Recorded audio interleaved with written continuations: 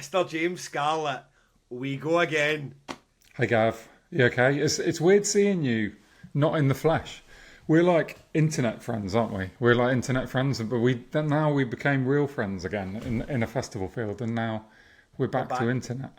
We're back to the Zoom. It was weird because I watched a snippet of the live pod that Chasity had kindly recorded for us, and it's odd seeing us in that setting because I never saw any of the tour footage. Like we're up on stage, we don't see anything that was recorded, so it was weird actually seeing how we interact with each other when we're there. Because I feel like I talk out to the crowd quite a lot, and you. I don't know if it's just the way you talk to me quite a lot when we're doing it. We get a different way of even tackling the live audience. Well, do you know what we fucked up? I told you this on WhatsApp today. We had a side. In a band, the guitarist has his side. The bassist, she has her side, and we fucked it up at Trees. I don't know what we were doing. We got sides we always sit on, and we sat on the wrong side, and I think that threw me. Are you right? I'm right. Think about Glasgow. Think about Manchester. I was on the right, you were on the left as we look out. And for some fucking unknown reason, we changed it. That was it. Do you know what was weird about that live show? And listen, having listened back, I really did enjoy the recording. I enjoyed doing it live, but there was it. I put it down to an adrenaline dump when we came off the stage. Like I had this packed crowd and it going well, and the two is just that we kind of hit a bit of a slump at the same time without explaining why or even to ourselves why. And my wife was like, did you not think it went well? Did James think it was terrible? I was like, we couldn't kind of get ourselves back into like, how did that go? And then, I don't know if that's a good thing or a bad thing, but then when you listen back, you know what? It went well. Objectively, people were in, no one was leaving and laughing and enjoying it. And the stories until about the last 15 minutes, and then we kind of lost our way a wee bit with the Q&A because, I don't know, it breaks up the rhythm of what you're doing, and it takes time for the mic to pass about, and then there's a bit of, I don't know, it felt like it was a good pod to about the last 15 minutes. Yeah, I mean, with a Q&A, sometimes you get a question which leads you down a lovely route of a story, and sometimes you get a question where you're really struggling to find anything to say. So yeah, it did kind of fall off a cliff a bit at the end, but having listened back, I actually enjoyed it more listening back than I did at the time. I thought it was quite good. I give a 7 out of 10. I think I was given a 6 on the day, so okay, we'll make it a 7. We'll went up a point. It's not Manchester and Glasgow, but it was good. It was good. Yeah, it was. Thank you everyone who attended that day. It was weird because you deliberately made it this Saturday and again at Art Tangent because you wanted plenty to talk about by the time it came be like what happened over the weekend, and it was quite smooth sailing all the way to the podcast, and then the podcast happened, and then afterwards it seemed to be pure fucking chaos. There was hundreds to talk about, which we can get to, but it was weird the way that it panned out. It was ridiculous, wasn't it? It's like the shit that went on in the few hours following.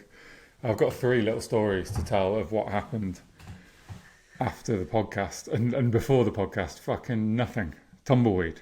Easy. It was hot. That was the story of the day. It was hot, but since then, oh god, it feels like a lifetime ago. I mean, I finished. We done that last Saturday. We said our farewells, and then I went across to Portugal with my wife for her 40th. And my god, that was. I mean, as I said to one of my pals in the WhatsApp chat, I've been through a lot, but all of it fucking class. I mean, I've been through some stuff, but all of it has been class. And Portugal was just. I mean, it was absolutely fucking brilliant. Was it just the two of you? Just the two of us. Went across. Last year I fucked up my wife's 39th. We went to Mexico right after 2000 Trees. And the timing, I'm terrible with timing anyway, but the timing just completely caught me out.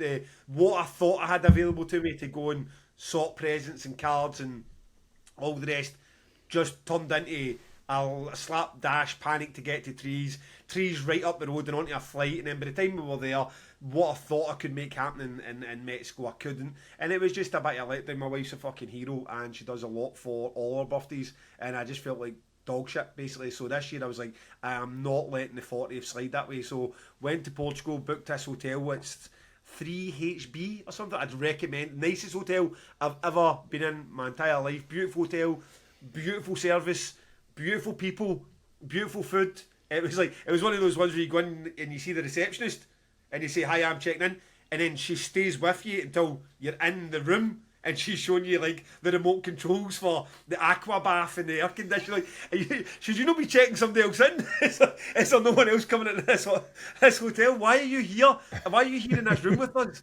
And it's just like, and that never stopped. It just like, even when in, because any chance you can book us a taxi 7:30 in the morning, and the guy just grabbed our luggage and walked 3 streets with us away from the hotel to where the taxi was going to pick us up. You're like, this is just fucking.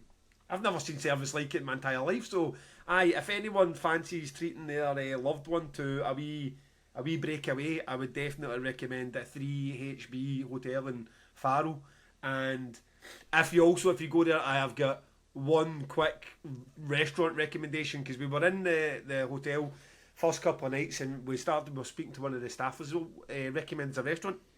And the guy says, this place, it was very nice, and we went there and we had, it's like a monkfish and shrimp stew, and everything was class. But when we were there, there's this restaurant like over a plastic hedge to the other side that just looks like if a punk family done restaurants. It's like Bon Jovi and Guns N' Roses blasting, and the 4 young guys that were running it had the same shirt on, and they're singing the lyrics. And one guy asks, can we see the wine list? And the guy said, the wine list is red, white or rosy. That's your wine list, right? So we're sitting there, and then the queue's starting to, so we're in this beautiful restaurant, and there's 2 tables, and then 15 tables empty, and then this restaurant beside it with like plastic chairs and tables, and sort of, I mean, it looked like something at Butlins. And this one sort of wee shack, there seemed to be like a wee granny in cooking the meals, and one toilet, but with a sink outside the toilet, had people queuing. So at this point, it's got like, I don't know, say 60 people at it, and another 40 people queuing, right? So you're going, this is, what's going on here? This is like, is this some sort of TikTok experiment or something? So tomorrow night we need to go back, and it's too lively not to try. And right enough, we shows up, and it's called, I think I'd write it down in case somebody goes there. It is called Old Tavern. The place was called Old Tavern, and the guy's like, come on, sit down. Gives you the menu, which is a chalkboard, right, covered in cling film. He goes, there you go, this is the things you get to choose. Red wine, white wine or rosé, and you can have it in glass, half litre or litre. So we're like, okay, a litre of red wine, give us 4 of the favourite things you like off that at very reasonably priced. And the queue starts right when the side it. Again, the restaurant we were in the night before, completely empty. So you've got this sort of like, you're cringing a wee bit for the staff in this other restaurant just watching this Old Tavern like get absolutely full with guys just screaming out like Guns N' Roses and fucking Bon Jovi lyrics and Tina Turner. And at the end of it, we go, right, we paid the bill. So we're starting to feel like there's people waiting for the table we're on. We've ate all our meals, beautiful. Service has been great, it's been a good laugh. And the guy goes, no, you can't leave until we see you. I'm like, but I paid the bill. And the guy goes across, 4 shot glasses. Every single time someone leaves the table, the staff drink a shot with you. Wow. And the shot seems to be like a mix of whiskey, vodka, some Portuguese spirits, and then like topped up with whatever mixer they've got, lemonade or soda. And you're like, this is fucking insane. So I had the best time, the absolute best. Matt, it's like if you were to get, I used to work in a restaurant. My first job at 16, I was a dishwasher, and then I was a wine waiter as I grew up a wee bit. And I know a lot about restaurants and behind the scenes of restaurants. This is like the top 10 things not to do in a restaurant to make successful. They were doing every one of them. They were like, there was no rules at all in this fucking place, and it was brilliant. So if you find yourself in Faro, that's the hotel I'd recommend, and that is the restaurant I would recommend. It was class. In fact, you and your good wife get yourselves across there as soon as you can. Yeah, it's on the list. I like the sound of it, mate. It sounds good. And you're on. I feel like I know more about your life than I do about anyone else. I know exactly what you're doing for the next few weeks. So you're about to go on a stag do, right? Your brother's stag do, and then straight to Disneyland. Is that correct? So I came back. So the way I'm looking at it is I've got 2 festivals and 3 holidays to sort, and I'm 2 down. So I'm 3 and Portugal down. Now we'll get back from Portugal. So we're recording now on the Monday. Go back to Portugal yesterday morning. Then today. So yesterday was just a sort of fuzzy, sort of like discombobulated off a flight at 7 in the morning or whatever, and then getting back into real life and collecting children from different grandparents and people, strangers and neighbours. And then this morning I got up. Thank God we weren't doing this podcast at 9:30 because I wasn't even at my bed for then. Had to go through to Stirling to pick up some jewellery for my wife's 40th, and on the way back she phones and says the clutch has gone in the car. So I had to go and get that sorted, get a tow truck to come, take it to the garage. The garage owner isn't even on because it's like a Glasgow fair. Come back in the meantime, put the tickets on sale for the VIP upgrade, the forum pass for Damnation, sold out in 6 minutes. So that chaos is happening in the background. Thank you, Paul, for taking care of that, Paul and Bri, for the artwork. That was unbelievable. Then getting back here, and you said we could do the podcast at 8, and then you're sending me saying I might not make it, and I'm like, thank God, because I've got no ink in my printer and it's coming out in red. So it's just been chaos. And in the midst of it, I'm the best man, or one of the best men for my brother's stag. So we've got Newcastle on Friday, and I'm trying to get a booze cruise organised for the Friday night when we get there. But that company's been a bit fishy. I don't know what I'm just trying to get a quote back for them to let us know so I can go to everybody else. And I mean, anyone who's ever tried to organise a game of five-a-side, organising a stag do is like that on steroids. It's like people who just ghost you and then they're no coming all of a sudden and just, it's been something. But I go to that, come back, I think I've got one day, fly to Disneyland, come back from Disneyland, and then that morning go from Edinburgh Airport to Glasgow Airport and fly straight to Arctangent. If there's any delay whatsoever on that flight, I am missing the Glasgow flight and I will be down later on the Wednesday. But if there's not, I hope to catch that. So it's been pure chaos. I mean, as I say, it's by the end of mid-August, and only today I realised, well, even if we record this and it goes out on Thursday and we get a Q&A in the bag, which would then come out for the end of this month, we're still 2 podcasts short. There is no way of getting around it. You're going to have to do some fucking podcasts when you're in Disneyland, or we take a week off. I mean, I was thinking we could get probably another one, because I could probably record, if not late this week, and I could maybe get mine Monday next week. And then it was a case of that Art Tangent preview is either Kelly said take a laptop to Florida with me, so take a laptop, or I would sacrifice like Fro or someone to the podcasting gods and say, tell the world why they should go to Art Tangent. So it was only today I realised that we were 2 short. I thought it would be 1 short, but no, it's 2. So it's been pure pandemonium, but I am not complaining about it. Listen to me, I'm not complaining. It's amazing. It's just a lot. Yeah, we'll find a way, mate. We'll find a way. It sounds like a lot. I'm looking forward to seeing you on that Wednesday at Arctangent. You're gonna have to go one more, aren't you? That's basically it. I'm hoping, because at the end of the day, of all the holidays I'll ever do, surely that's the one with the least amount of alcohol happen. I'll be getting up early in the morning. I'll be going out to Disney or Epic and coming back late at night, and it is not going to be the boys in Ibiza, like just get up and crack the can. So I'm hoping the one saviour of it by the time I get to Arctangent is actually won't have a lot of alcohol in my system. So I'm hoping that's the saving grace. Talking of festivals, James, we finished the podcast. We were at the last day of Trees. Take us from there. Yeah, I mean, it's fucking mad. It's such a weird feeling. I don't know. I mean, you've just met everything you just said in the last 10 minutes has made it sound like our jobs don't involve any work. Because probably there's a few people wondering. He's thinking he might take a laptop on his 2-week. He's on you're on a 4-week fucking bender, and he's like, I might take my laptop, but for me, I basically worked. I think I worked 7 days a week for 5 weeks. I'm not being all boo-hoo about that, but until Thursday this week. So I had my first day off on Thursday, and I have literally lay on the couch. I watched the golf for 4 days on the couch. It was absolutely great. Did nothing. Just like every so often, I'd go and look at some more Instagram stuff from trees and just have a look at some photos on my phone and just try to like. I don't know if you have this after Damnation. Try to like process it all and be like, did I enjoy it? Did I enjoy it enough? How many bands did I watch? How do I feel about it? And like overall, I feel like we smashed this year's trees. I mean, Rob is going to come on later and talk about some of the complaints we've had. But other than the sort of some quite targeted complaints that we've had in certain areas, I think it was a pretty classic year of trees. 2026 sales are absolutely bonkers. I was telling you just before we come on, but this is not some sales bullshit. This is true. We have sold more than half of our tickets for next year. We've never done that before. In the first 6 days, we did more than half our tickets for next year. So, a huge thank you to everyone that's bought a ticket. There's been a lot of Pod 10 discount codes used. When we were still at Trees, like on the Monday or Tuesday afterwards, Simon told me that at that point, a quarter of the tickets bought for Trees were through the Pod 10 discount, which is pretty cool. That discount, this episode comes out Thursday. There'll be a couple more days of that. And then we're taking tickets off sale. So we will be about 3/4 sold for Trees. If you want to come on the Wednesday, which is the best day, then you should buy a ticket now, because those tickets are definitely going to be gone.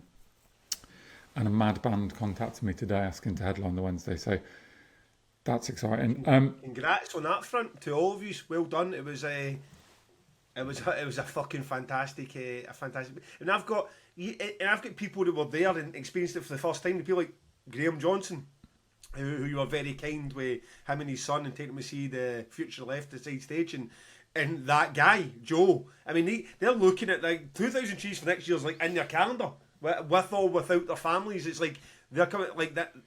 That's like, my God, this is fucking incredible. That's with the heat involved. So you can imagine, you go back down there and maybe Mother Nature takes it down a few degrees. It would honestly be the perfect event. Right. Well, Graham can come again, because him and his lovely family gave me a little like gift bag of like Scottish treats. It was fucking brilliant, mate. Absolutely brilliant. All sorts in there. I was lying in bed at night eating them at like 1 a.m. It's brilliant, because I've got Joe, and I'm saying to G and Joe, look, if you come down, there's no point just guessing a gift. If you want to guess it, I mean, the big man likes his rum and that. The first thing Joe, that guy O'Brien, said, he goes, I forgot the rum. It's like, for fuck's sake, Joe, get one thing right, mate. He texts me today, he goes, mate, I'm absolutely infatuated with this fucking podcast. I think he's just completely caught me by surprise. I'm like, I can support it, my mate's on it, and he's come down and he's met you properly in the festival properly. He's going to get a bit of context for what it's all about. And he's like, no, I'm all in there. Now I'm getting back through 80 episodes to find out about all the fucking history of Trees and Art Tangent and James's family. That's incredible. That makes me feel good. I mean, so just going back to the festival. I mean, for me, to get a really classic download or a classic any festival, you really want to have the absolute, the world-beating headline sets. And on reflection, I think Kneecap and Alexa on Fire both did that for me. I mean, I enjoyed Taking Back Sunday. I loved Code and Cambria, but I really loved Code and Cambria. But Kneecap and Alexa on Fire was just another level of like some of the best, up there with the Enter Shikari set we had at Trees a few years ago. Just incredible. And before, I'm going to talk about Saturday night, but I've also kind of reflected on my experience of the festival, which has changed as sort of Kit has got older. So I found myself basically dragging him around. He's just old enough now to watch bands. We watched a lot, but I think I watched just under 60 bands. He must have watched at least 30 of those, and it's pretty good for a 6-year-old. But I definitely feel like my experience was different this year. I sacrificed socialising with friends and family at the expense of watching bands, and really my socialising was like 11 p.m. onwards, which was weird. It's like, because most of your mates are absolutely hammered by 11 p.m. and you can't even have a conversation with them.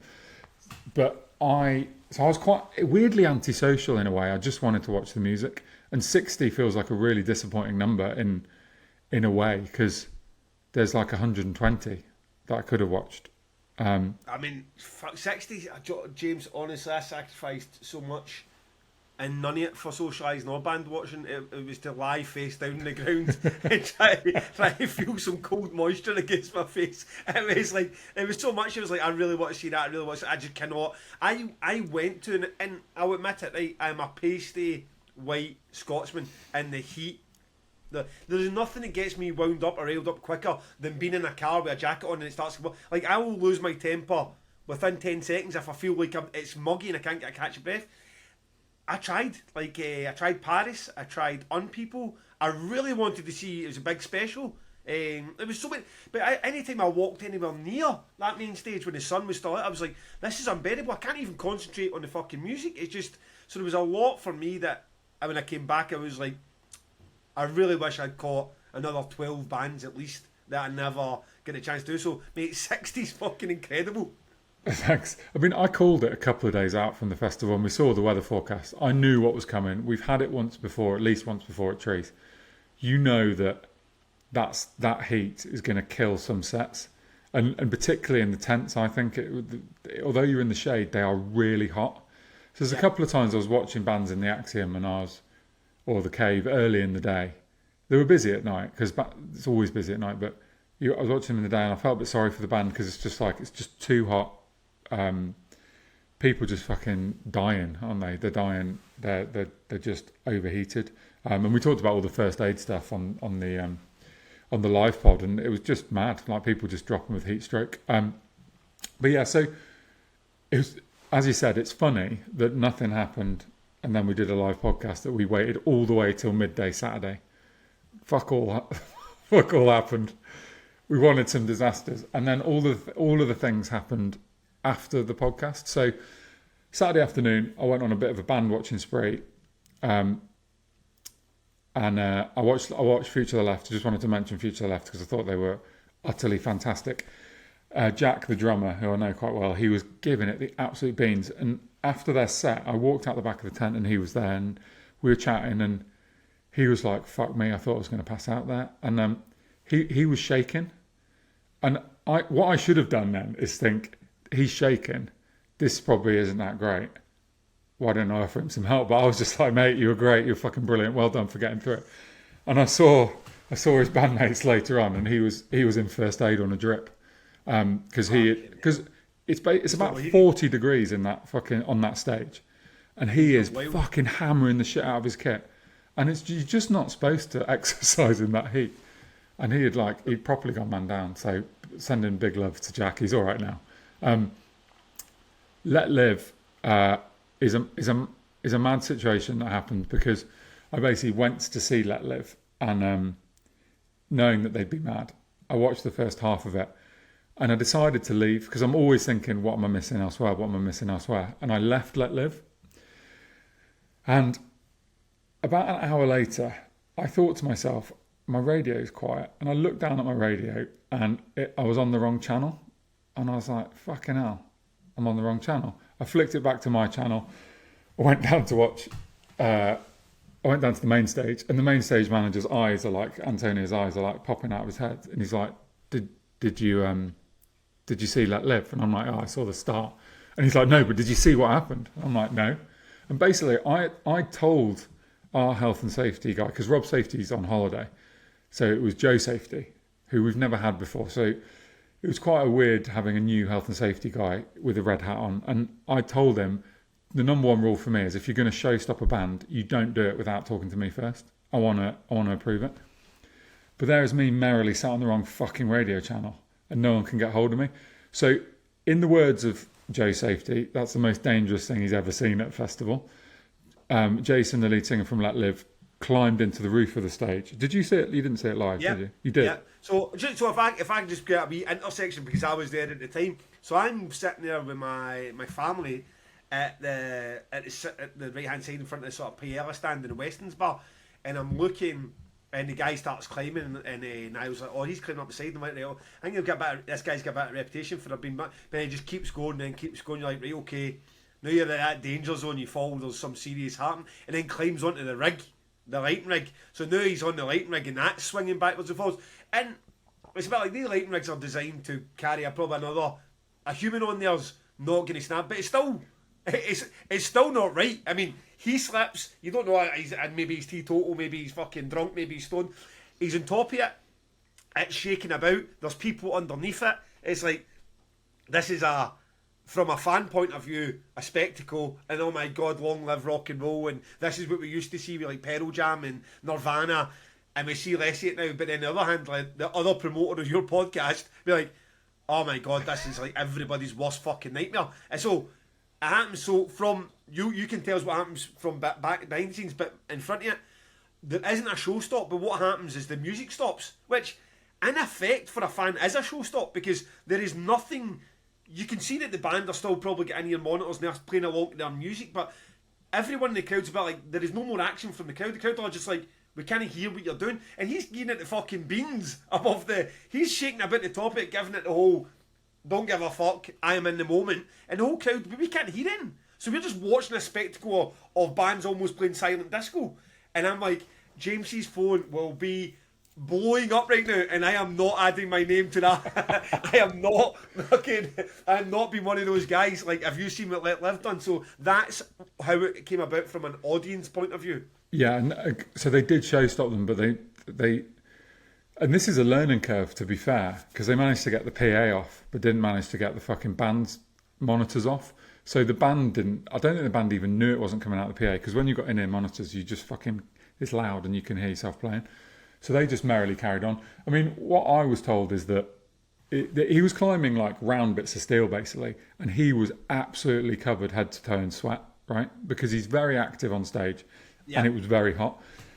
It felt dangerous.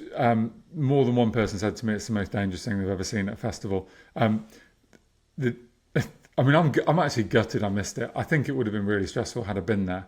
But So, right, okay, let's put you in the shoes. So you are there, right? Let's say you hung about for the last couple of that last song, and you are there. What action are you taking when you see him starting to go past you as you're standing on stage, climbing up the stage? I mean, you're not grabbing his leg, no, are you? you're not grabbing his leg, I don't think. I think you're not grabbing his leg, although maybe you should have grabbed his leg, but I would have been saying, yes, fucking show stop it. And I would have been, the one thing they didn't do, which I thought they should have done, is clear the stage, because there was all these people, like hangers on, fucking underneath him, from what I can see from the video, just like filming him. It's like, if he falls, you're breaking your neck. Like, so it was a bit spicy.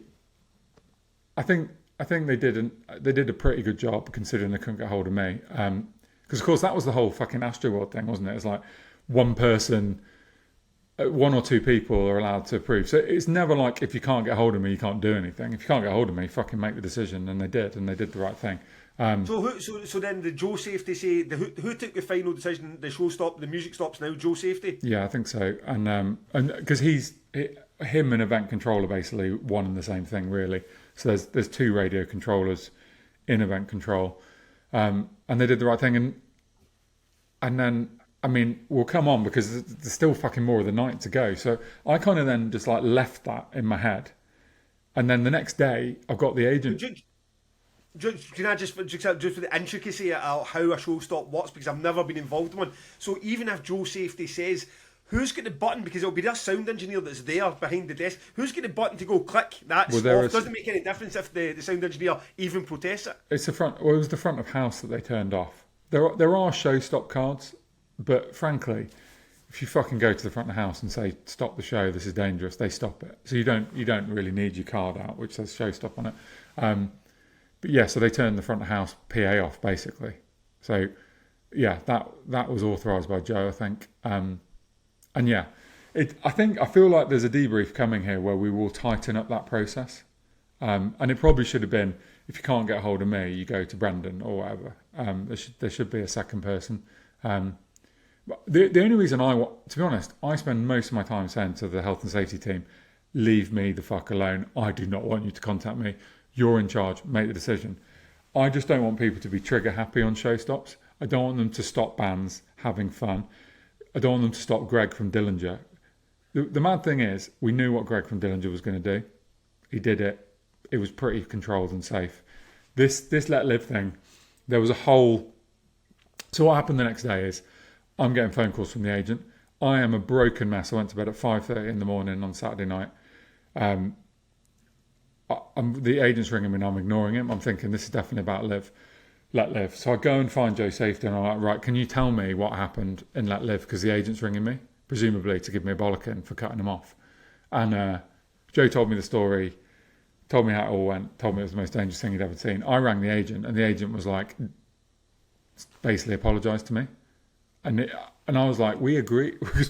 Before the band came on, we knew they were red on the spreadsheet. We'd agreed with them what was and wasn't okay to do. They knew what was and wasn't okay to do. And I honestly don't know if he planned it. I actually feel like some singers just fucking go with the moment. Yeah. And he went with the moment. Without ever being fucking Eddie Vedder or Greg or the guy Jason, and being in that moment and being in that control, but having that sort of artistic outlet that maybe you just totally lose control. I don't think he sits there and goes, you know what I'm going to do now? It was always described when he's robbing from the ocean. Loic from the... So it was Robin that was telling me. He said, look, we almost get that show stop when Loic went up to jump or jumped off the Leeds balcony. So when he came back and we were putting him in the Riley Smith Hall, that balcony's like, people are going to hospital or dying if you jump off it. It's 30 feet in the air. So I'm saying to Robin about like, look, we really need to get it through to Loiksheed that we're not. Do you know what I mean? He just broke both his legs in fucking America. He sounds like the kind of guy that would go up there, jump off, and I'm not having it. I mean, if I see him, I'm going to grab him. And Robin's like, it's not something you discuss, because Loic will tell you when he's sitting there and he's not on the show. Of course, I'm not going to do that. Like, I'm not stupid. I don't want to break my legs, but the music starts. He gets taken away with the music, and then next thing he knows, he's in midair somewhere. So it's a bit like, I think these guys, it's just part of what they're all about. Yeah. Their makeup. So, but it's dangerous for you as a promoter. You're having these conversations beforehand, saying, don't do that, and they're saying, no, we won't, and then go and do it anyway. No, and it's the first time we've ever had it where we thought we had an agreement, and then we didn't have an agreement. But to be honest, I'm not pissed off with Letlive. I'm fucking totally. No one got hurt. Rock and roll, fucking, we lived to fight another day. It's fine. And then Alexa on Fire just fucking smashed the show. I watched all 90 minutes of it. I couldn't fucking move. I couldn't leave. It was really nice. I was standing with a couple of the Power Tool boys and my wife and Kit, and the booking agent was with me, and we were all down in the pit area off to the side. There was like a soft chair got crowd surfed over. The lead singer was sat in this chair on top of the crowd, and then the chair landed by us. So I put Kit in it. I mean, what 6-year-old watches an hour and a half of a band? None. But he was on a couch. So this is my tactic for next year: is couches in all the pits for the kids. And it was fucking great. I honestly was on such a high. And then we went, it's like backstage bar party then afterwards, isn't it? We all went there, saw you there. We were having a fucking lovely fucking time. Everyone was in great spirits. The booze was flowing. I think it was the only place on site where there was any booze left. Sorry about that, everyone. We sold 30% more alcohol this year, so we eventually ran out of that. Yeah. But also the water quote was pretty punchy. Yes, so, for every beer, is it Beatles for Heroes? Yeah, and then you've got Neil sitting there with his invoice, mate. So then there was this mad thing happened on Saturday night. So, and weirdly, me and you were together when it started. So the story basically goes: I'm in the backstage bar. Two cars or buggies fly past the bar really fast, and I'm like, I said to Brendan, what the fuck is going on? They're driving too fast. Radioed event control. And they're like, we're dealing with a major incident. I'm like, okay, whatever. And then I just forgot about it. And then me and you were kind of running around causing havoc. We were about to get a beer. And then suddenly there's like a helicopter in the sky, isn't there? And the helicopter has got a searchlight on. And basically, this has happened to us once before. I fucking knew exactly what it was and knew it was an air ambulance. So I'm smiling now because it ends okay, but it's fucking horrible then. So I basically said to you, I think I'm not going to get that drink just now. I think I'm going to go and work out what this is. And then I go out onto the sort of road just outside the backstage bar, and they've kind of locked the road down. Security are not letting anyone leave the road, leave the bar. They're not letting people leave the backs of stages. And then these two fucking vehicles come flying fucking past us again. I'm back on the radio to event control, and I'm like, I don't fucking care I don't care what the incident is. You're going to cause a new incident with the speed these people are driving. So there's a bit of an argument between me and Brendan and event control, a difference of opinion about how fast those vehicles were driving. So it all got very stressful very quickly, and we didn't know what had happened. We didn't know what the emergency was. And obviously that is quite worrying, particularly when you own the festival and you're responsible for everyone. So it was all a bit fucking mad. And then, and basically, then it just kind of all petered out. And I said to Brendan, can we find out what happened? And he's like, they don't tell you. First aid do not tell you. There's like a confidentiality thing. So you never actually know. And then, so we don't know you're thinking if they only bring air ambulances when it's like someone's going to die, right? They are trying to save someone's life. I never even knew that, but I'm sitting with you and you're saying the two cars pass and then the ambulance starts and then you say to Brendan, and he said it was a medical thing, and my thing's like, half an hour ago my 3 children... Oh, fuck yeah. I forgot about this bit. half an hour ago my 3 children went up that hill, and that air ambulance is where my 3 children, like, and where we are camped and every bit we are camped, there's only, let's call it 70 people in total. So my heart just, so I'm beside you, and then I just start running. I just start fucking fleeing as fast as I get. Like, what is this, 1 o'clock in the morning, half 2? I don't even know. Like, I'm fleeing, and then it gets to that, and that hill, after fucking 40. That's about a 700 metre run up the hill, that is.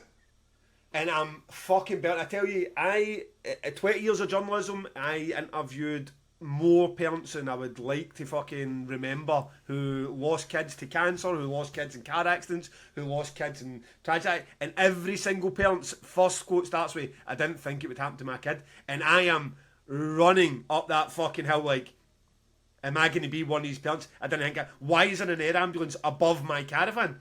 So I get to the top, and then I'm running down the hill, right? At this point, my heart is exploding. I mean, I'm just not stopping until I get to the caravan. And I notice my son's at the front, and he's got his phone filming the thing. So that's the first point. I'm like, they must be okay. But by this point, I can't even talk. I'm completely pissed. So I reach the caravan, and I'm just dead, sweat streaming, can't breathe, like this. And my son's like, "Did you think something happened to us?" And I'm like, "Of course I fucking thought something happened to you." Like, you think I'm going to sprint up a fucking hill at 1 a.m. steaming for any other reason, but at the same time totally relieved that nothing had happened to my kids. And I'm like, I'm trying to gain my breath, and I'm like, a minute or 2 passes, I'm like, oh, thank God the 2 is I love you guys, honestly, things like that. And then Kelly busts through the door in a worse state than me. She's got flip-flops on, and she's just in a 700 metre dash up, because when I ran away, I wasn't with her. She was sitting with Amber and Lou in the back. So when I've ran away, I've not even thought about warning in. I'm like, I need to get to wherever my kids are, make sure they're safe. And then Kelly's noticed there's an air ambulance, and without speaking to anybody, she just came to the same conclusion. No, but basically what happened is, so my version of this, and I'd completely forgotten about this until now, is that I was chatting to you, and mid-sentence you just fucking ran, and I didn't know why you'd run. I didn't know what had happened. And then 10 minutes later, Kelly comes up to me, and she's like, "Have you seen Gav?" And I'm like, "Yeah." I don't know why, but he ran off up there, and she's like, "It's the kids," and she did exactly the same thing to me. Without saying anything, she just fucking sprints off into the distance. I'm like, it's weird. Glasgow's a different place. The only two people on the site where they're like, "Fuck, it's the kids." The only 2 people in the whole site that went straight to something's happening to our kids, and that was fucking me and Kelly. Absolutely, she never recovered for her night. She came back down, and she was almost sick because she had ran up full of fucking White Russians and gin and God knows what else she'd been drinking. And she came back down, she tried, just goes, "I can't get my heart. I just feel sick now. I feel sick. I need to go back up." Well, I told Lizzie that story, and she said to me, "Did you think about if me and Kit were all right?" And I was like, It didn't actually occur to me. Like, I think you two were the 2 people that it occurred to. Everyone else was like, "Yeah, it's an air ambulance." Anyway, so we didn't know what had happened. We weren't sure. And then on Facebook, this happened. So I'm going to read it out to you. So Matt McFarlane put on Facebook, "Hello Trees family.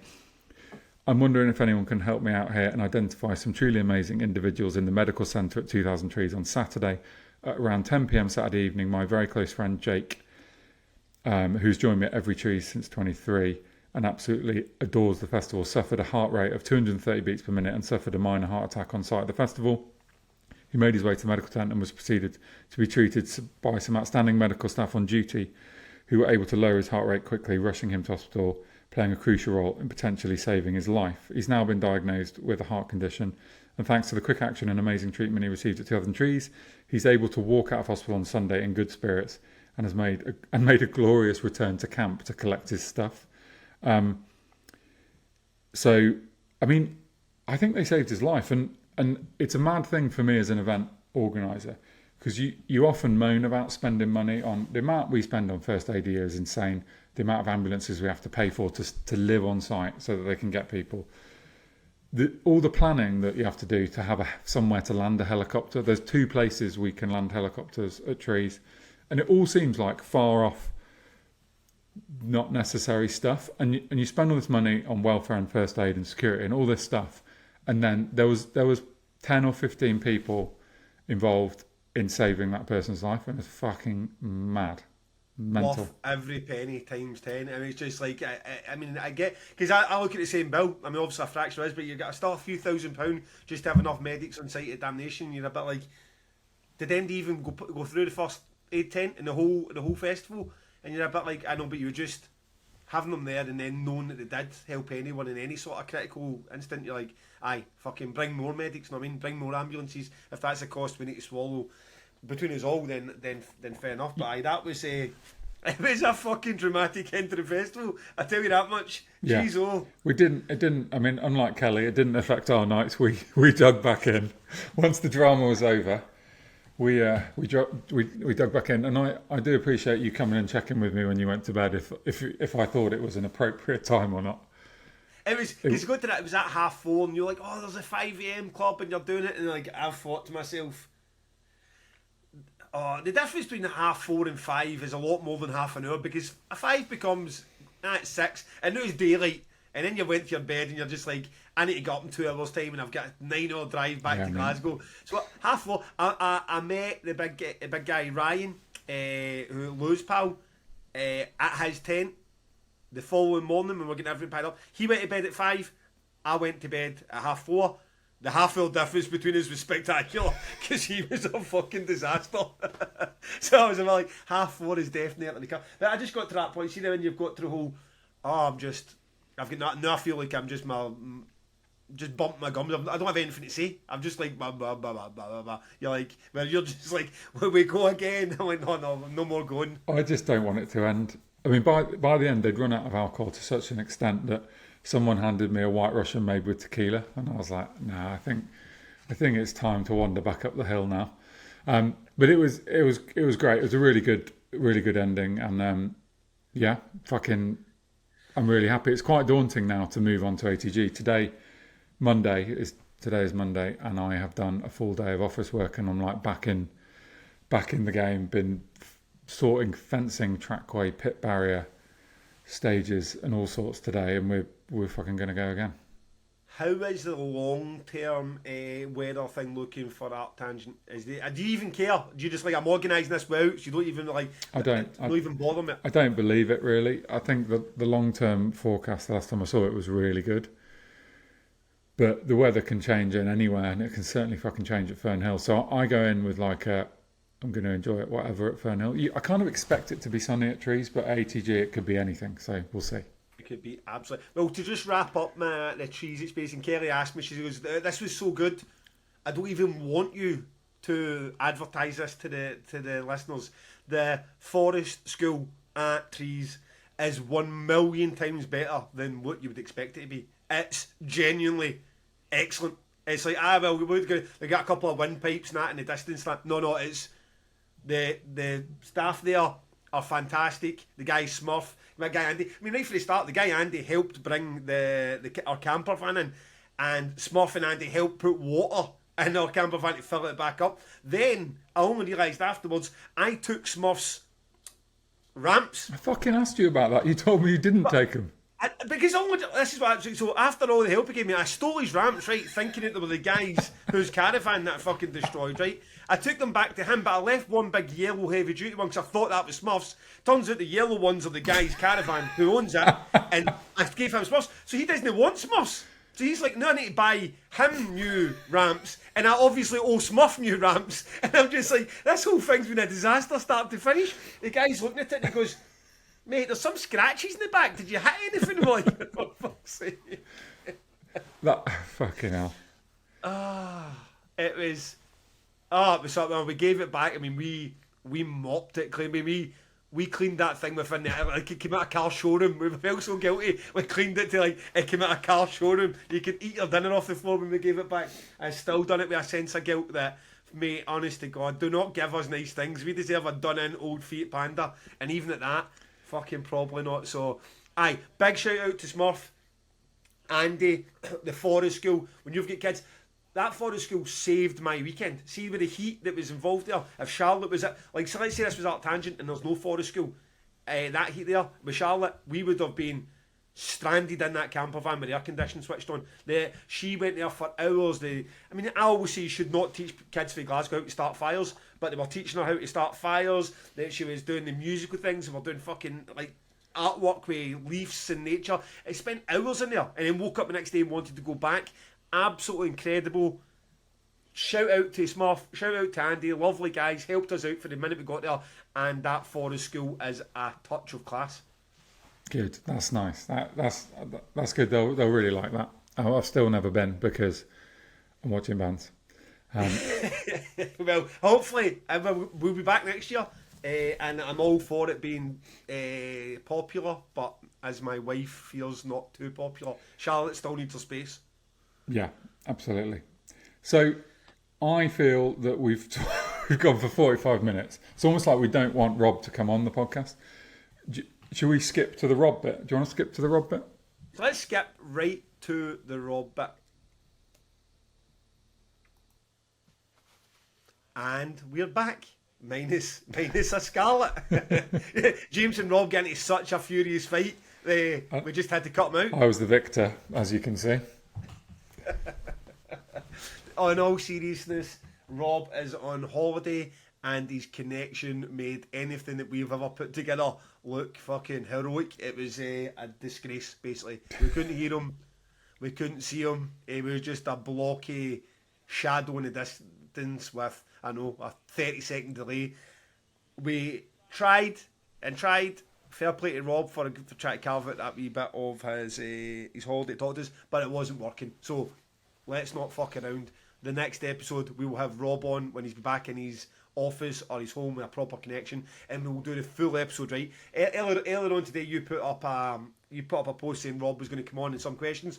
Some of them are absolute belters. Yeah. So we'll probably get tons to talk about with Rob, because not only is he going to tackle, he is the customer service desk for trees. He is the man who gets all the complaints, and there is some legitimate complaints from this year's trees that James and Rob want to tackle and answer.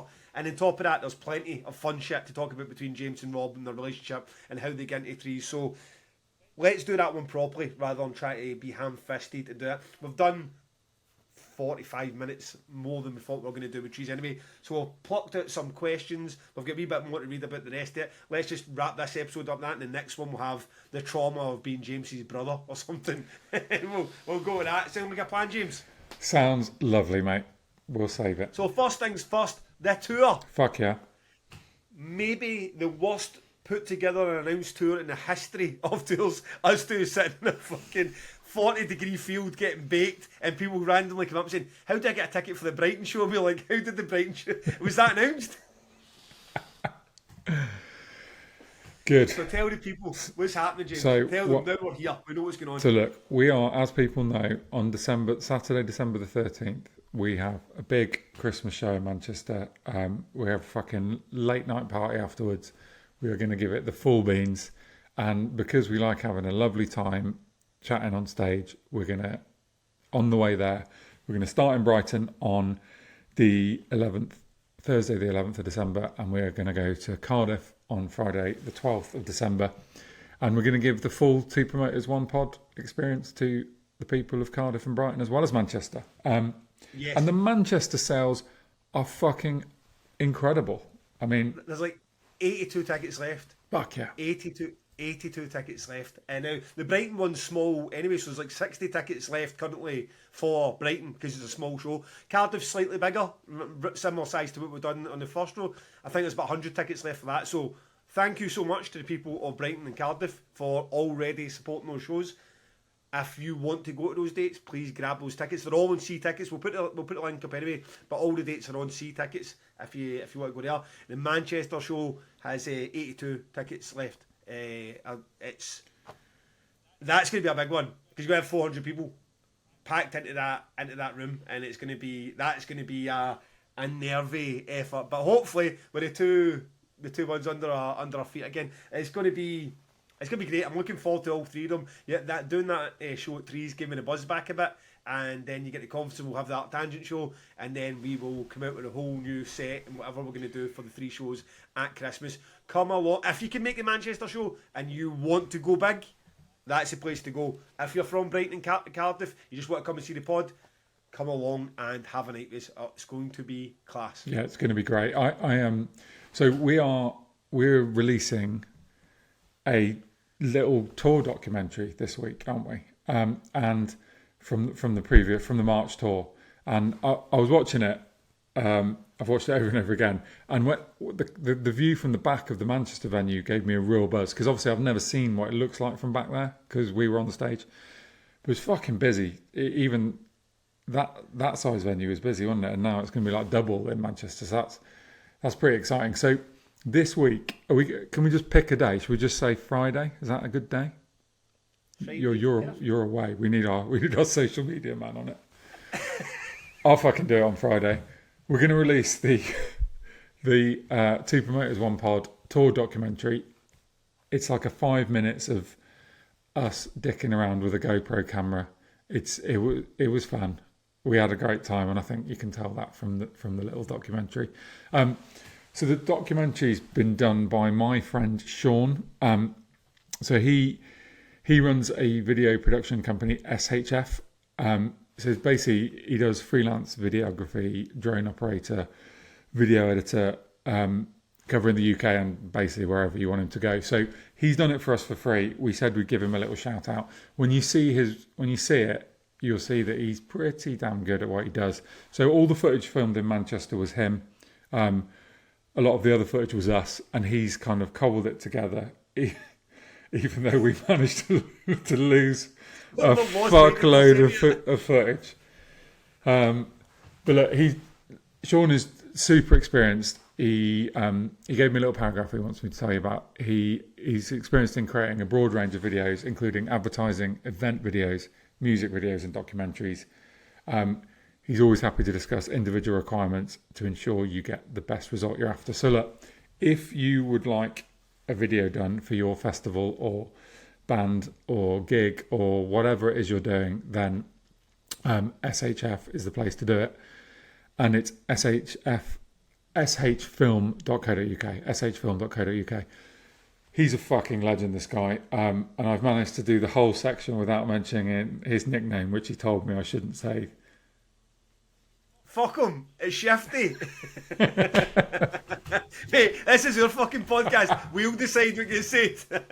So the famous Shifty is actually a brilliant videographer. So He is, and he is a legend. He is a legend. At one point, sometime at night, he handed me a Hawaiian shirt to take back to his caravan from, and to my surprise, I done it. I was like, here I am carrying back Shifty's fucking Hawaiian shirt. I should have done him a favour and chucked it in the river.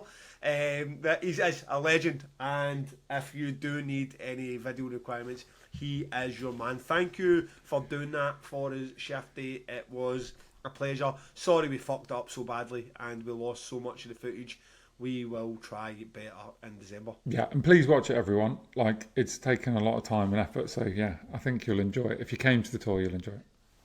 I know it would have been good to have Rob here, because I want to say a shout out to ISO Merch. Now, you let me go 2 weeks in a row shouting them out for being at Trees. Go and see them at Trees. Make sure you say hello to Ali. Turns out they weren't at Trees.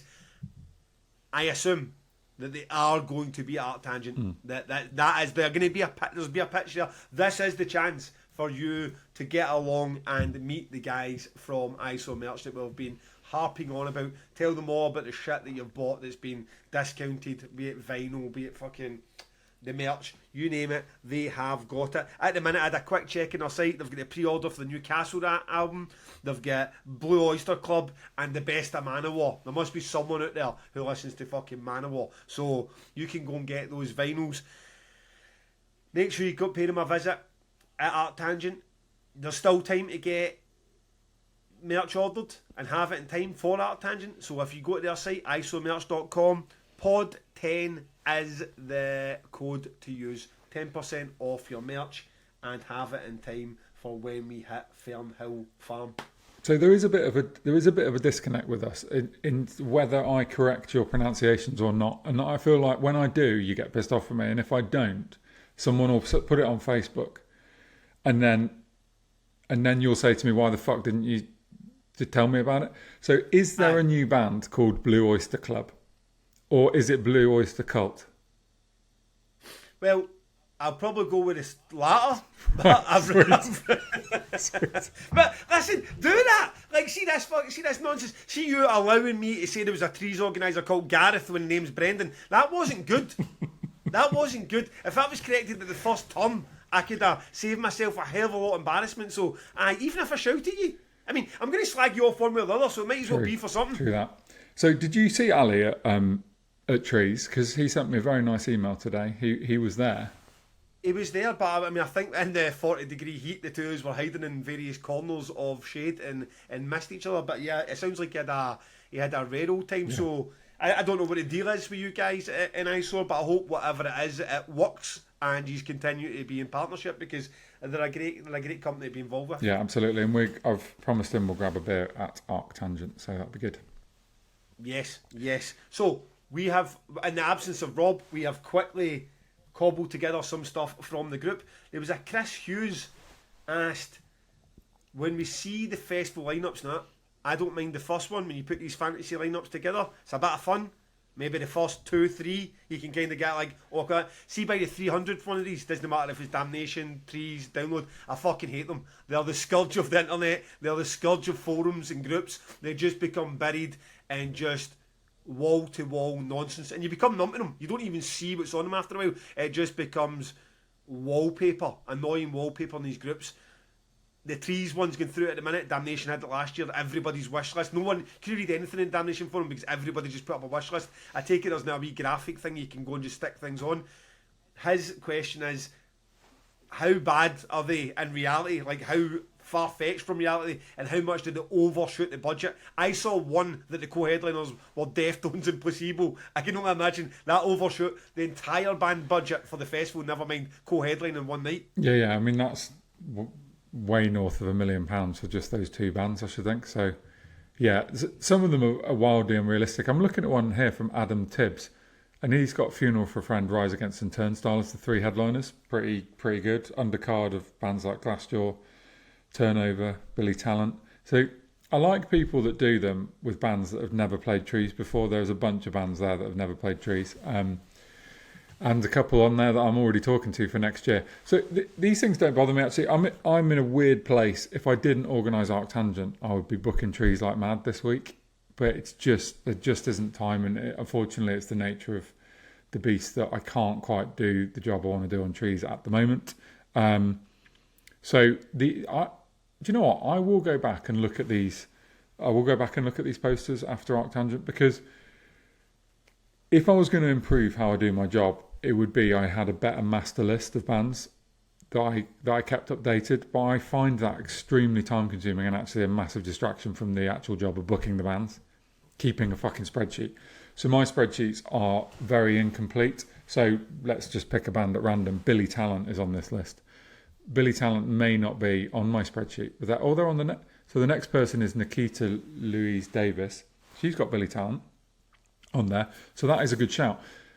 Bit of mad billing though, Nikita. You've got In Me above AFI and Killswitch Engage on the Friday, which I think is probably not correct. Incubus and A Day to Remember co-headlining Saturday. Spicy. You're not getting it. Well, A Day to Remember, and surely either of those are a standalone headliner in their own right. Yeah, although I've quite enjoyed having co-headliners this year, because it means you can punch two different audiences, Kneecap and Paris or whatever. But the next one's got Biffy Clyro. So this is who's this one? Haley LHSM. Amel and the Sniffers, good shout. Turnstile, good shout. Biffy Clyro, probably not going to happen.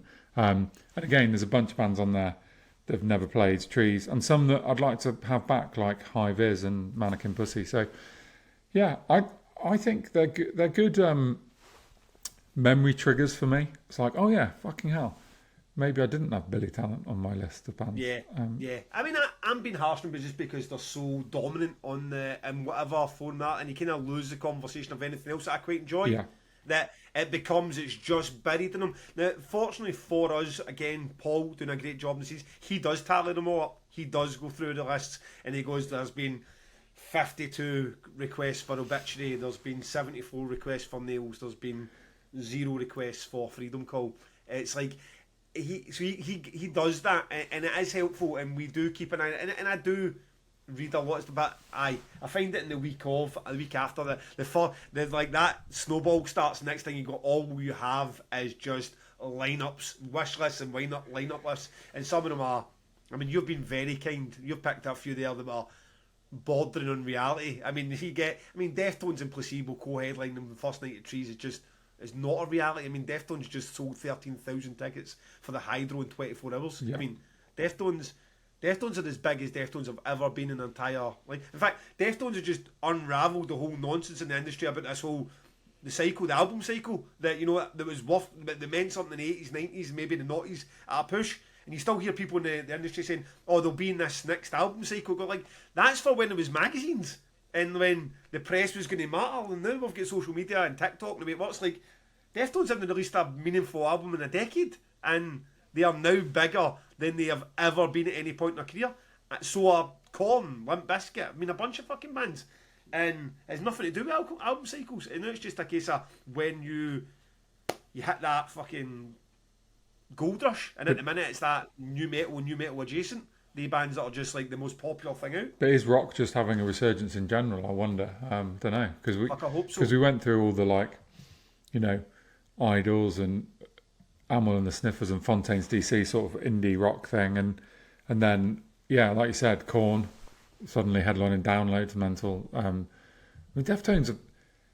I saw Deftones about, I don't know, in the last 5 to 10 years in a 2,000 cap fucking Manchester Academy, and now was that the FI? Was that the FI tour? Yeah. I mean, they went to SECC in Glasgow, but it was like the smaller room, so maybe 4,000. I mean, it's the same promoter who's got them back, but maybe, I mean, you're like, maybe 4,000. Let's say at a push it was 5,000 in Glasgow. I don't think it was that much. 13,000 tickets. Is that what they're doing? The Hydro, are they? At the Hydro, sold out. Deftones. I mean, like, and I guarantee, like, Nine Inch Nails could probably go and do that now as well. And all these bands are like, they were just sort of Carlin Academy hanging about, doing that 2,500 ticket level, probably selling them out, but not much more. And they're just this resurgence. I mean, it's glorious to see, but I mean, it's like the bands must be sitting there going, Jesus Christ! 5 years ago we were doing tickets for £32 and doing 4,000 of them, and now we're doing tickets for £76 and doing 13,000. It's just like, and we haven't released an album. No, it's crazy. Like, literally nothing has changed. All we've done, we just have got a crazy guitarist that's thinks the earth's flat, and that's it. That's our only selling point. We've got a fucking whack job guitarist. Yeah, I mean, they'll be targeting Download headline now, won't they? It's if you can do 13,000 tickets in Glasgow, you got a fucking shout, I think. So yeah, fair play. Good for them. But absolutely. I mean, you make a good point about Paul going through and doing the tallying of all the bands. We do that, and actually, I'm going to get. I know Mitch is probably listening, so someone in our team is going to get that job coming their direction. Mitch, you better pass that along down the chain. There better be an intern somewhere like this getting hit with this job. see the posters that are absolutely mind-numbing after like the 90th. Go through 900 of them and tally up the bands. Yeah, it's harder to do than if people write it, isn't it? But yeah. Anyway. Yes, I mean, similar to this, this next episode, because of what's happened, the next episode will be Rob and all the complaints we're going to get into. So let's leave all the legitimate ones to the side. But I do want to, there was some stuff in there that was just batshit insane. And it seemed like some people just wanted to insert themselves in the conversation of Trees without really having any context or grasp of it. And this one woman, it was quite an eloquent paragraph, but it was an eloquent paragraph of pure nonsense. And she was making the point of, why weren't there more UK headline bands, and she felt that the UK headline bands would have a bigger connection with Trees and know what it's about, and having Alexis on Fire there and Taking Back Sunday was fine. I mean, I don't know if she really knew the context with the kneecap situation. I mean, they could be British if they wanted to. She was making this point, right? And I was reading going, this is like one of these jokes. I mean, like, is there any festival out there that's rinsing the UK market more than Trees for Enter Shikari and Bullet for My Valentine and Death of Anna? I mean, at some point you need to have some of these bands need to come on just to freshen things up. You can have Creeper sitting in your head like your bill year in year out. So I mean, do you see some of that when it's just so outlandishly wrong that you're just a bit like, okay, you're allowed an opinion, even if it's wrong. Yeah. I mean, that is outlandishly wrong. And actually, when you talk about, but firstly, there's a number of things wrong with this statement. But firstly, when you say bands will have a better connection with trees if they're from the UK, I know for a fact that Taking Back Sunday wanted to play the festival and were told by a couple of other bands that had played there. They'd heard of trees. They already had a connection before they came. They definitely wanted to be here. And Alexis on Fire, I fucking nearly cried when he did this, but Wade from Alexis said from the stage, he called the festival Trees, right?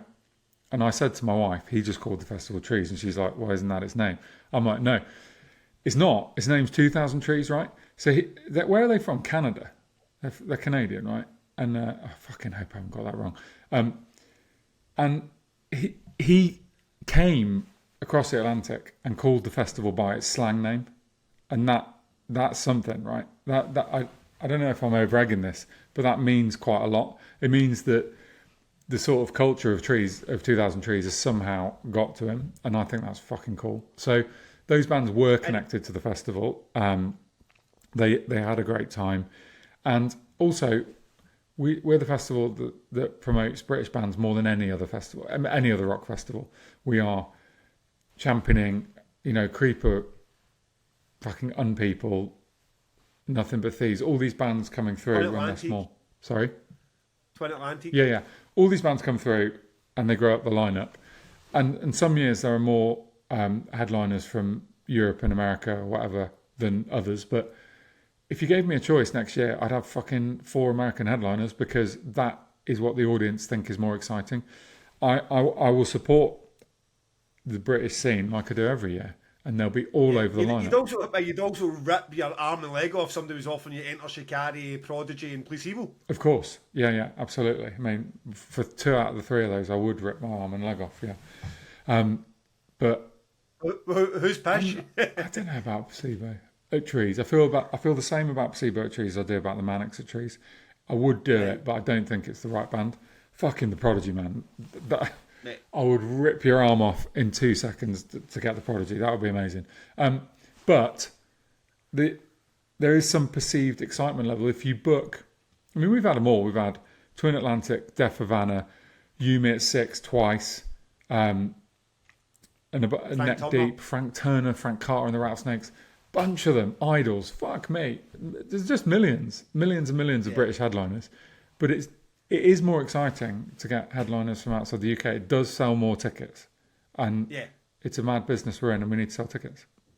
Yeah. I mean, it's just, and I get it. I'm not trying to, I never noted this woman's name or anything. I'm not trying to stick a knife in her in particular, but it's just when you come into something with such a headstrong opinion, it's just nonsense. It's just like, you want to be part of the conversation. Like, this is an interesting take. You're like, it's not an interesting take at all. It's utter fucking nonsense. So, last one on the whole trees thing. David Mitchell wrote, the band Chasity, 3 times you've booked them, announced them, and then they have cancelled.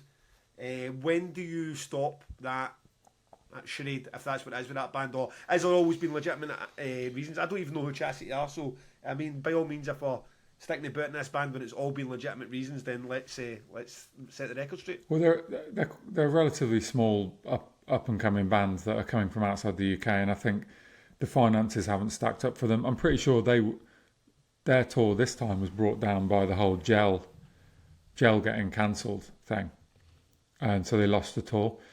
I've had the same thing, as we know, with Car Bomb, and I've had the same thing with Tangled Hair, who we still don't know if are actually playing Arctangent or not. I'm assuming they are. But just so we can reconnect, we can maybe expand that. At the minute, is this like there's deleted messages somewhere that they weren't going to play, but as far as you're aware, they're just deleted messages? Yeah, sorry, it's the only time we've ever talked about this live on stage at a show. I think so in London. Oh, fuck, yeah, okay. Because it was one of those don't talk about it. I don't know whether I want to fucking talk about it. Tune back into the Arctangent preview episode, which will be coming the next couple of weeks, where James will expand this further when he said that headspace to realise what he just said. To work out whether I'm going to upset anyone. Okay, yeah, we'll talk about it again. So if the band have got a decent story, which is usually about money at the end of the day, it's usually about the finances of touring, which is in some way, you know, Car Bomb didn't have an album ready, so they weren't about to schlep it over to the UK. And I think Chasity, I'm not entirely sure I remember all three of their reasons for dropping out, but the most recent one I'm pretty sure is because of Gel splitting up. So it's fine. I'm probably going to book them next year. So yeah, they've already told me they wanted it, and I don't feel pissed off with them. It's just a thing that happens. It's different from a Toxic Holocaust thing. We've had two pullouts now in the space of the last 5 years, and both seem a bit like we've just got a better option now, which is very different from we have no option. Like a tour was planned in a headline and that's gone, or whatever our reasons. It's like, am I rushing to go and try and get Toxic Holocaust again? No, I'm not. Once you commit to something like that, I mean, you should really just stick with it. Just because a slightly better option comes along, it's no good enough reason just to leave everybody in the promoters basically carrying the can, because the band just disappear and leave you there to explain the situation, don't they? Yeah. So, anything. I mean, this became a bit of an impromptu just trees thing. Anything else you want to say to wrap them up without getting into the complaint situation we're going to do with Rob? No, I mean, I think the complaints podcast that we do next week will be very enlightening for people. It's annoying that it hasn't happened today, because we had a really good. I really think the audience questions were excellent. Some quite spiky, funny things for Rob to deal with, and some very serious chat about complaints. And he's going to talk about sort of the top 8 to 10 things that we get a lot of emails. So don't think that you've seen it all if you've seen it on Facebook. There's a lot of stuff to talk about. So, but yeah, look, overall, I'm really happy. The sales for next year are fucking flying, and we're going to go again. Can't wait. Going to book some bands. Is there anything you can say about next year? Anything already that you're a bit like, oh, this is someday I've got? Have you got any bands confirmed for next year? Not that you can announce them, but you get anybody confirmed yet? No, nothing huge. Yeah, a few smaller, medium-sized things, and loads of chats. There's loads of conversations going on, and with some agents, you know, once you're, like an agent rang me. I was on my way back from Trees, and he rang me and he was like, this band have never played Trees before, have they? And I'm like, no, I've tried to book them loads of times. Are you their agent? And he's like, yeah, I've taken them on. And I'm like, well, look, let's fucking do it. I'm in. And he's like, okay, well, you know, he's going to do X, Y, Z. I'm going to offer him some money. And it will happen. I'm sure it will happen. So some agents, you just know, they're just like, they're deal makers. When they tell you they want the band to play, they get it done. So there's loads of stuff being chatted about. So there'll be hopefully there'll be a band announcement at the end of October. Probably not September. Okay, and in terms of the bands, like you've said in the past, like bands had a great time, would say, look, the agents like need to tweak some in the dressing room situation here, need to tweak a wee bit with the catering here. That all go smoothly, swimmingly, everyone loving it this year. Yeah, so I chatted to a couple of agents. It was good this year in the backstage bar. I went there every night at 11 p.m. and I'd spent the day telling people that's where I was going to be. And a few of the agents did come and have drinks and chats, and the feedback was really good. That all their artists had a great time. I don't know of any artists that were pissed off at Trees this year.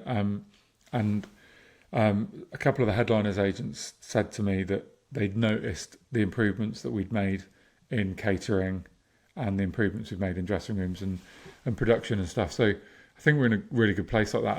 And actually, sometimes I come out of Trees with a list of sort of debrief notes.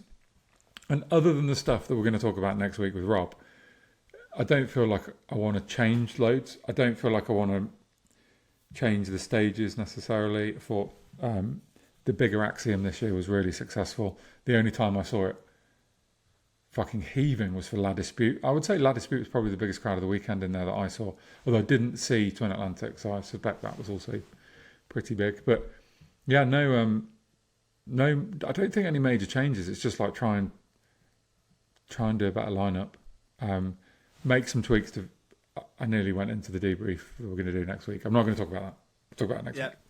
I mean, talk about that last after we'd done the pod that night, that run when I was watching Birds in Row, who were sublime, and then you walk 40 yards in the other direction and start watching La Dispute, who were sublime, and then you walk down and watch Letlive. It's like, what a run that was. I mean, you'd mentioned in the podcast, but that was great. Great. And I mean, Birds in Row attracted a good crowd. I mean, like, healthy crowd, because you're a bit like, sometimes I know that Trees has an audience that like their music heavy as well, but Birds and Row just aren't a big name. No. And it was great to see it. And I couldn't get my life together in the morning. I listened to every second of Hidden Mothers because they were right across the hedge for me, but I never saw any Hidden Mothers. But apparently their crowd was fantastic too. When I bumped into Hidden Mothers later and they told us that they never came to see the pod, made me feel much better about that situation. Mate, I'm pretty sure as I was on the way to Hidden Mothers, I did say to you, "Are you not coming to Hidden Mothers?" And you were just like lying face down in the fucking shade.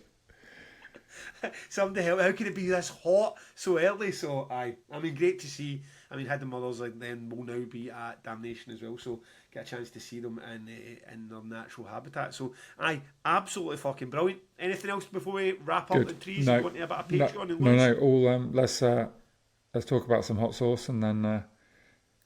Hot sauces. As people are saying that now, Lou is on a generational run of greatness.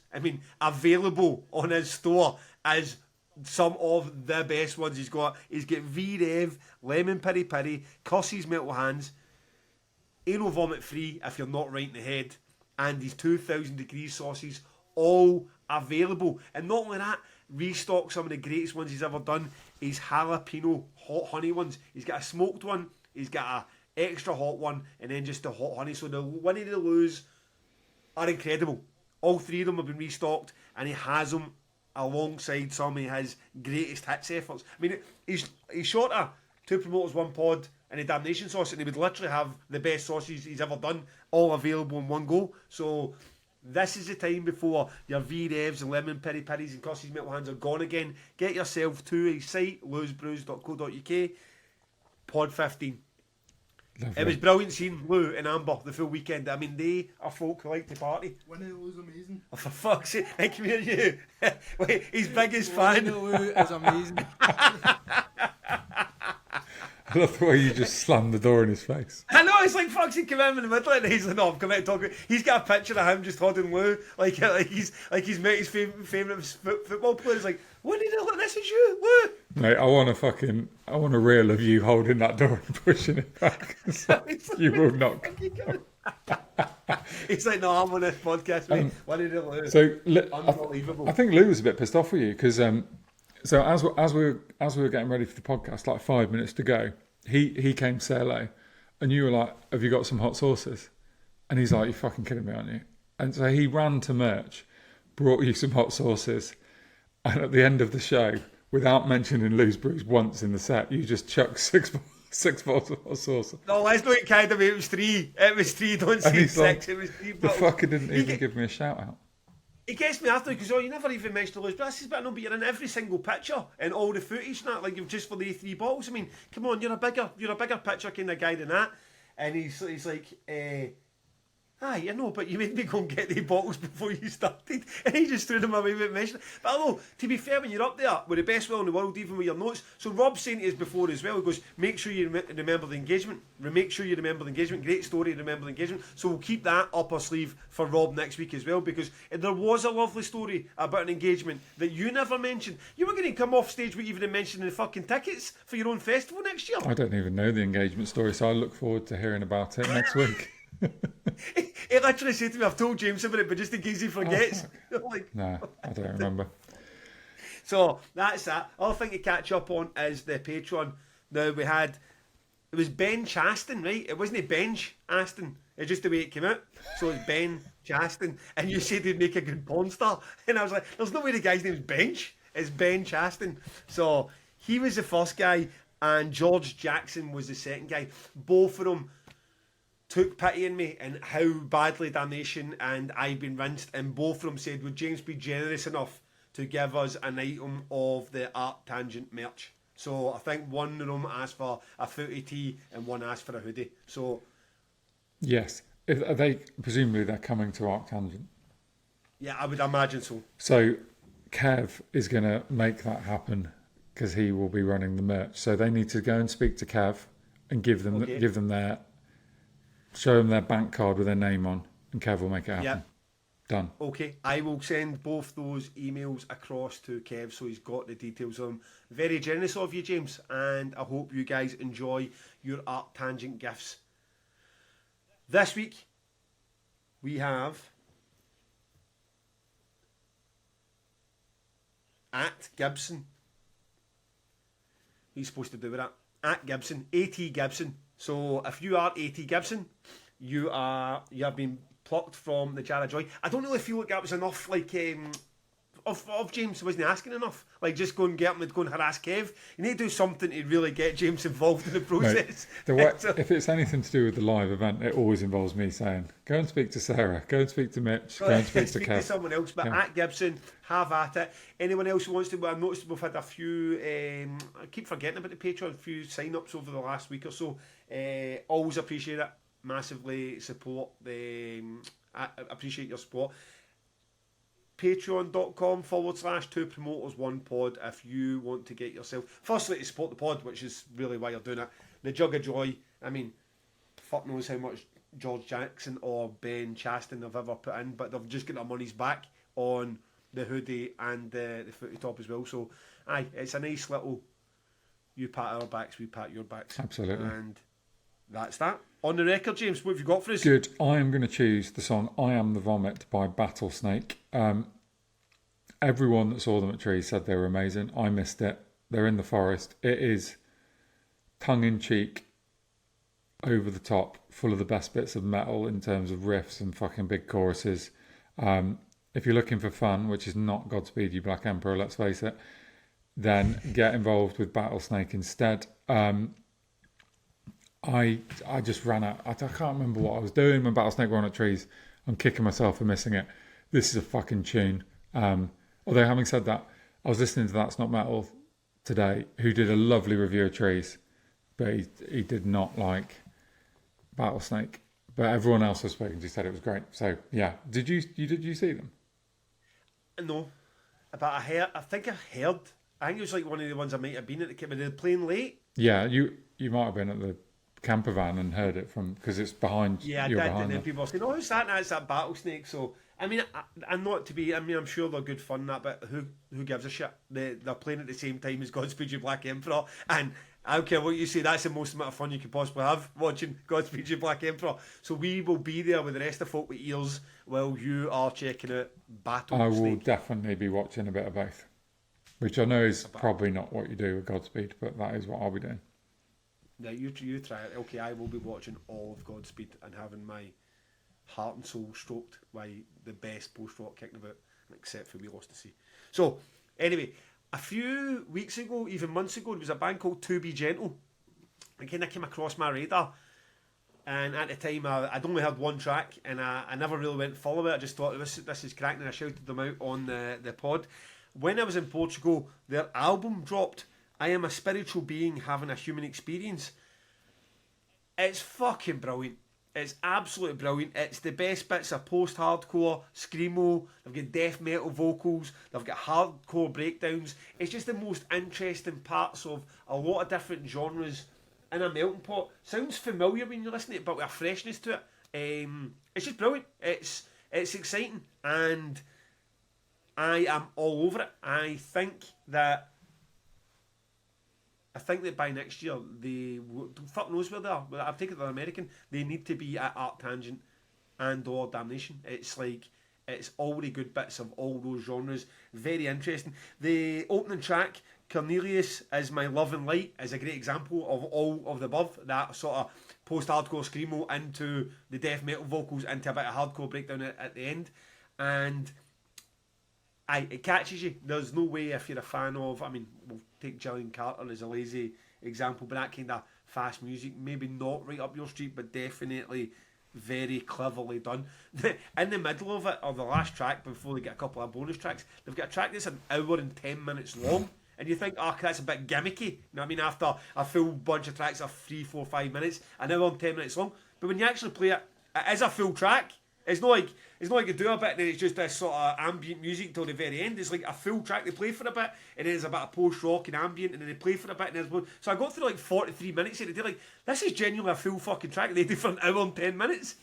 It's not something you just drop into the set list. This is not the song you put on the record. That's not the song. That is not the song I'm putting on. But I'm really enjoying this band. I've only properly gone into them in this new album in the last 3 or 4 days, but I enjoyed it again listening to it in the car backwards and forwards, and it's broken the cycle of the obscure and the new We Lost the Sea record, which is good too, because there's only so many times you can just keep putting on the exact same fucking record. So I am very much enjoying this band and very much looking forward to get the end of that hour and 10-minute track to see if, as a whole in the album, could it make that top 10 list for the end of the year. I am a spiritual being having a human experience.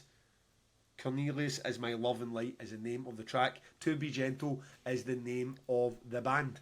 Cool. I will check it out. Mate, we snatched victory from the jaws of defeat. I don't know what happened there, really. I really thought it was a good intro, and then it became the podcast.